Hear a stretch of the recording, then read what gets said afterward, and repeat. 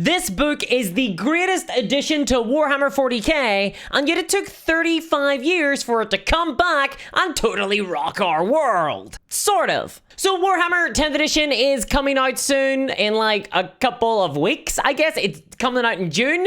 It's May right now. I have 2,000 points worth of Space Marines that I really need to get painted.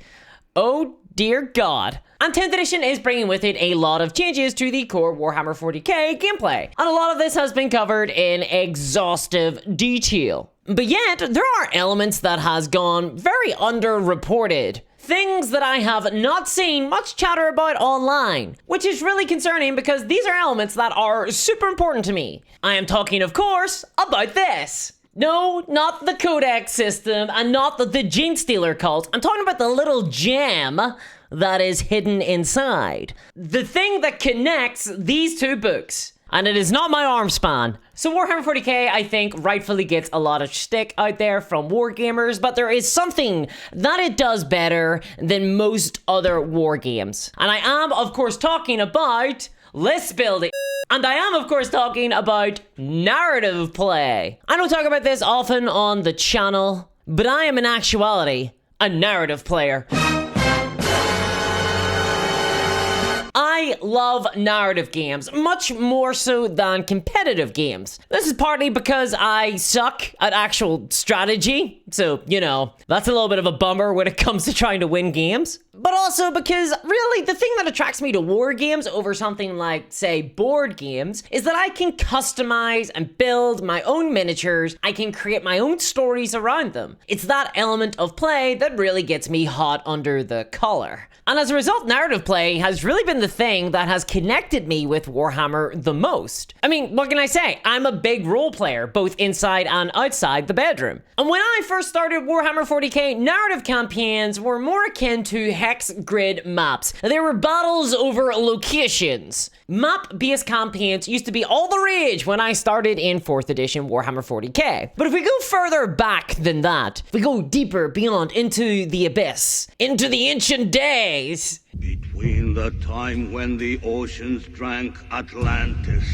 and the rise of the sons of Arius, narrative play in the Warhammer franchise looked more like this. This is the Realm of Chaos Slaves to Darkness book, and it is big. Created in 1988. This book was originally intended for Warhammer Fantasy roleplay, but it could also be used for fantasy battles as well as Warhammer 40k. And it is absolutely chock full of content. Seriously, look at the table of contents. This thing is actually insane. Oh, and hey, look at that. They could actually credit everybody who worked on this book. Huh, I guess there is enough space. This book has more tables than an IKEA showroom. It also has more Chaos Gods too. Actually, no, that's not true. This is a primer on both the Khorne and the Slaanesh Gods of Chaos, followed up a couple of years later by a further expansion detailing Nurgle and Tzeentch. And aside from the huge lists of units for both Warhammer 40k and Warhammer Fantasy Battles,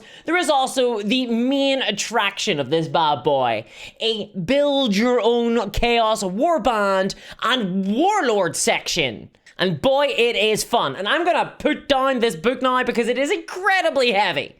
Ah! I think I broke my floorboards. Realm of Chaos was intended for players to roll up their very own Chaos Warlord and lead them into battle against opponents. Players would control these warbands and then grow stronger with every battle, gaining experience and powers and dark gifts. But creating the characters in the first place was an incredibly involved process.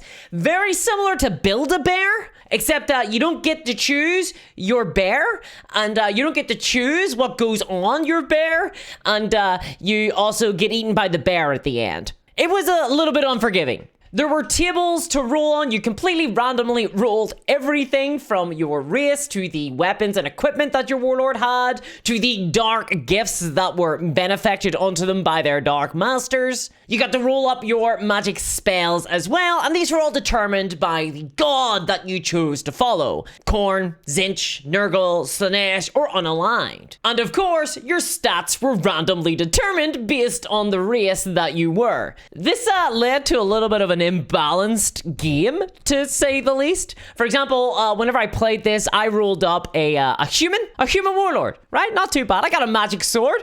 Pretty swell, pretty good. I felt like I'd done pretty well. I rolled pretty well. And then my friend rolled up their character. They were a dark elf. This meant that not only were they 3 times as fast as me, they also had 5 times the wound. They had a weapon skill of 2+, a ballistic skill of 2+, and they also had mutated into 100 incredibly useful tentacles. I was completely outmatched in every way. And you know what? That was kind of fun. I got to be a little bit of the underdog. I felt like the underdog too. I got my ass handed to me. But hey, when your character died, you just rolled up another, created your warband, and off you popped again. And hey, it's not like winning matches actually helped you out anyway. Whenever you leveled up, you gained XP, you got dark gifts from your Chaos Gods, and these could sometimes be pretty bad, actually. Because you could be mutated in certain ways. And if you got mutated too many times, you just turned into a Chaos spawn. You're destroyed. You had to get really lucky to actually join the later pantheon of the Ever-Chosen. What can I say? Too many Chaos gifts, doesn't always work out well. And honestly, as imbalanced as this was, it was still a fantastically fun experience when played with friends. I don't think I'd want to show up to a tournament with these rules. And Games Workshop have revealed that 10th edition will have these rules, sort of, with big major caveats. I'm kind of concerned with the implementation.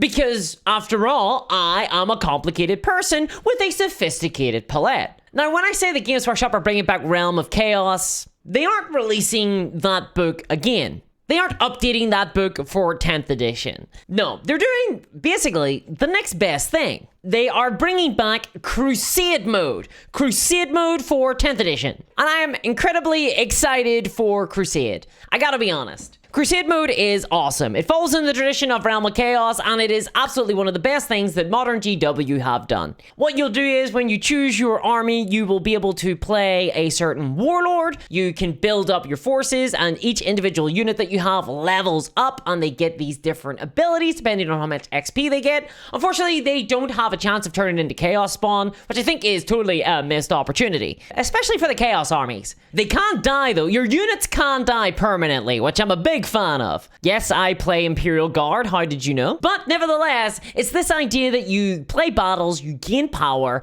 you complete objectives, and it can be pretty imbalanced. Almost as imbalanced as Realm of Chaos, to be honest. The problem with Crusade mode, though, is that this is a very specific style of play when it comes to Warhammer 40k. It's not like the Realm of Chaos, you just get the book and then off you pop, let's do it. No, it is included inside the codices for every single army, but that is changing with 10th edition, which is really good, but also kinda really bad as well. Now, for the longest time, I was kind of worried about the implementation into 10th edition, but Games Workshop have recently released a new article basically detailing all the ways that Crusade will work in 10th edition 40k, and I have concerns. So in 9th edition, Crusade rules showed up in here. This is your codex. This is the Genestealer Cult Codex. The Genestealer Cult Codex comes with all the Crusade rules for the Genestealer cultists. What do you know? This is how it is implemented in 9th edition currently. That is kind of a problem. So as it is, Crusade lets you play normal games of Warhammer. It is designed so that you can take the Crusade rules in here and you can go up against somebody and play a casual game, them not using Crusade rules, but you are using Crusade rules for your army. This is where, by the way, a lot of the complaints about Crusade being a broken game mode come in. In theory, I could rock up to my local game store with this book and my Genestealer Cult army and say, hey, I've been playing a Crusade campaign for the last 6 months. My guys actually all have +1 to hit. Oh, and I have this special Warlord ability and these special Warlord relics, and also I'm like super powerful now. And what was the caveat on that? Well, I've got a bunch of games that I've taken note of that I won over and over and over again. No, I did not spend all night just simply writing these up and pretending these phantom games actually happened. I've got the paperwork. It's all in there.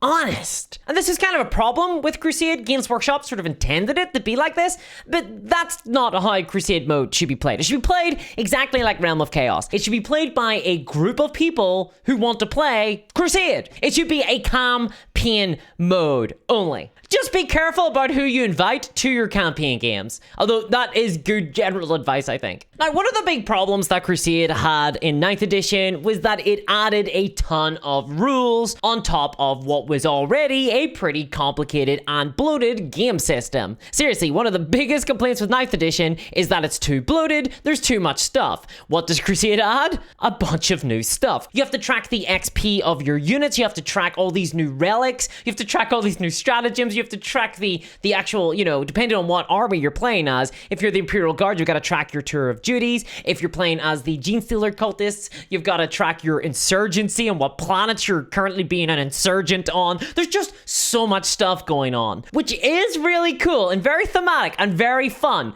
But I can't read a single rule of the Warhammer 40k rulebook. It's gonna be really hard to track my XP, I'm gonna be honest. Now, 10th edition is overall slimming down the Warhammer 40k proposition. It's becoming a much simpler, more streamlined game. Apparently, we'll see what the rules look like. But what that means is that Crusade should, in theory, be a ton more fun in 10th edition because it should be easier to play. There's less bloat in 10th edition, which means that adding some complexity, some more layers on top of that shouldn't be too bad. We're not adding more cream to the cheesecake, we're adding it to a sandwich.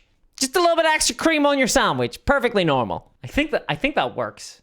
It doesn't really work. Regardless though, I hope that Crusade will be easier to play in 10th edition, especially for new people. Crusade mode has always struck me as one of the more compelling elements of Warhammer 40k, especially for people who really love the lore of Warhammer. They want to be imbued with theme. They want to be surrounded by the muscly space marine and see what it would really be like to live in that awful hellscape. Fun! But complexity wasn't the only problem with Crusade in 9th edition Warhammer 40k. The other was where the rules were contained. The Crusade rules for the Genestealer cults was contained in here. The Imperial Guard Crusade rules was contained in here. The Chaos Crusade rules were contained in here. You see the problem? All of the Crusade rules were contained inside the individual codex of every single army. All well and good if you're the Space Marine player who gets their codex in like the first month of 9th edition or 10th edition. Not so good if you're the Imperial Guard and you've gotta wait 2 years before you get actual Crusade rules and can play a narrative campaign at the same level of everybody else. This was a massive problem with Crusade. It meant that literally there were elements of the player base who just really couldn't partake in Crusade at all outside of just the generic Crusade rules, which sort of defeated the entire purpose of the narrative Crusade gameplay. However, 10th edition is, in theory, fixing this because their new system is specific books. Warhammer Community recently came out with an entire article on how Crusade rules are going to work for 10th edition, and what they said was that the new Crusade rules will be contained in specific campaign books, with the first one being the Tyrannic War campaign. And this will be sold as part of the Leviathan box set, though it will be sold separately at a later stage as well. As Warhammer Community describes it, as a narrative game mode, Crusades are typically more laid back and story-driven than matched play, and place emphasis on thematic confrontations. The mode also offers ways to help balance fights between armies with more or less battle experience in order to keep the game an enjoyable experience for newcomers and veteran campaigners alike. Okay, I got concerns with this. So in theory, these campaign books will resolve the problem of codices, some armies having Crusade rules and some armies not. But what's this going to mean in actual practice? What is the Tyrannic Wars campaign book going to actually look like? Are we going to have specific Imperial Guard Crusade rules inside this new campaign book? Are we going to have specific Genestealer cult rules? Are we going to have specific Drukhari campaign rules? I don't think so. I think instead what they're doing is reframing the entire Crusade experience away from being a thematic and interesting way to play your faction into being a way of playing a specific moment in time in Warhammer 40k. Like, I just don't see the Imperial Guard getting tours of duty rules in the Leviathan book. I just don't. In fact, it feels like we're gonna be in a really weird Half-Life space for Crusade players going into 10th edition. As the Warhammer Community article further says, What if you've been playing Crusade already through 9th edition and already have a story of grizzled veterans? Well, never fear. There will be rules available here on Warhammer Community that explain how to transition your Crusade army from the current edition over to Warhammer 10th edition, so your endless war can continue without interruption. It sounds to me like the new system, instead of being focused on specific armies, are just going to be focused on specific moments in time, and there will be a number of different Crusade books all sold separately outside of the codices and outside of the core rulebook. For what it's worth, the actual system itself feels like it's going to be broadly similar to the very basic gameplay of general campaigns in Crusade. The article itself gives the basics. It says that units are going to be leveling up. There'll be all sorts of generic battle traits that units can get. There'll be weapon modifications. And there'll even be a big list of relics too. And on the one hand, this sounds neat. I actually don't mind the idea of playing a specific moment in time during a campaign. On the other hand, it feels like a little bit of a pity to kind of drain the Crusade mode of the very specific flavor of factions. Now, that said, there are some specific faction stuff. The article gives us the example of a couple of different Crusade blessings. Crusade blessings are essentially boons that the person with the lower amount of XP between two players gets. So if I have, like a couple of loser little guardsmen squads who haven't seen combat, I'm going up against, my opponent who is filled with veterans of the Third War, I will get some new boons to help perhaps even the odds a little. The examples they give in this article, though, are ones for Tyranids and ones for Space Marines, who are the two core factions that seem to be fighting this tyrannic war. That has me a little bit nervous. I'm worried that, my Drukhari aren't going to be getting any specific Crusade boons in this one because, when have the Drukhari done anything to impact anything? On top of that, though, aside from, focusing on a certain war or anything like that, there are some thematic focusi. The campaign books are also focused on certain thematic elements. In this one, in the Tyrannic War one, it's going to be on monsters and people who hunt monsters. That doesn't really describe any of the armies I have. So it feels like we've replaced one problem of, hey, I've got an army that doesn't have a codex and therefore doesn't have any Crusade rules, with another one, which is the latest Crusade rules have come out and they're focused on a thing that I don't have in my army at all. I get that this is designed to encourage seals, but I'm done, dude. I'm not buying any more Drukhari. I'm finished. And this, of course, all of this conversation speaks to the future. Because obviously what this means is that we're going to see future campaign books all dedicated to Crusade. And I love Crusade. I think it's really fun, and I think it should be a focus of the game. I think it deserves to be a pillar in and of itself, beside match play and beside casual play. However, I don't think it needs to be monetized like this. How about this instead, okay? How about this?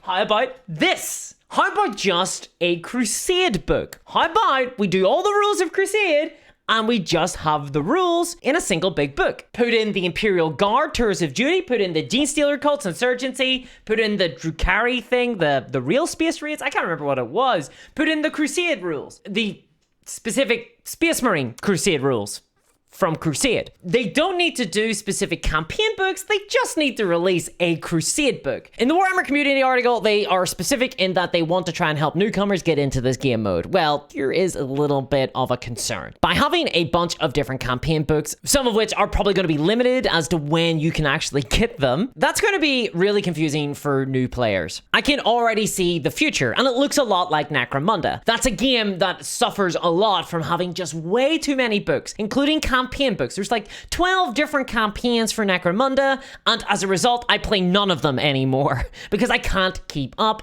This creates a feeling of having to keep up, and I don't want my Crusade campaigns to feel like they're on a time limit. They already take quite a long time to play. Sometimes I think the Games Workshop think that they're selling completely pre-made, pre-painted miniatures that you just buy in a box, you open, you put them out, and then you can just play a game in 30 minutes. That's not what Warhammer is. Warhammer takes weeks and months to prepare for, to build an army, to paint them, and get them out on the table. Crusade rules add on a bunch of bookkeeping on top of that. I will be literally 4 games into Tyrannic War, I bet, before the next campaign comes out. I bet you that's the case. And I will not be alone there. Just one book. That's all all that is needed, a definitive Crusade book that newcomers can be pointed to and told, this is where you go. If you want to play narrative games of Warhammer 40k in a bespoke rule set with leveling up, with battle scars, with relics, with all these special rules for every faction, buy that book. I prefer for it to be online for free, but you know, fine. Sell it in a book. I just want a place I can go to, and that would be super awesome. Now, Tyrannic Wars might be that, but nothing Warhammer community has said in the single article addressing Crusade rules has kind of suggested that to be the case. So I hope that they don't do that. I hope we take more lessons from Realm of Chaos and less lessons from, you know, the entirety of the 9th edition season model, because, oh god, it hasn't worked out very well. And if you want to see the season model in action and causing a whole lot of bother, check out this video here. And a huge thanks to all my patrons, especially Sonic Bread, CryptoKev, and Novity. And if you want to support this channel, go to patreon.com/discourse miniatures and help me do this full time. And I'll see you next time. Bye-bye!